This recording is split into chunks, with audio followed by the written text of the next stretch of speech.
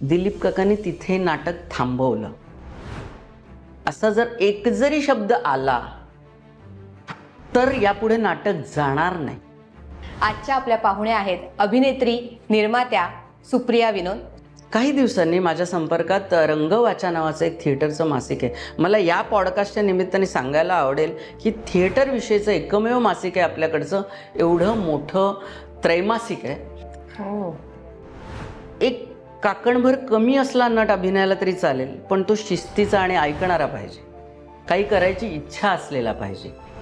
एक आजोबा असतो, त्या आजोबाला नात त्याच्याकडे येते. आई वडील तिचे ॲक्सिडेंटमध्ये जातात.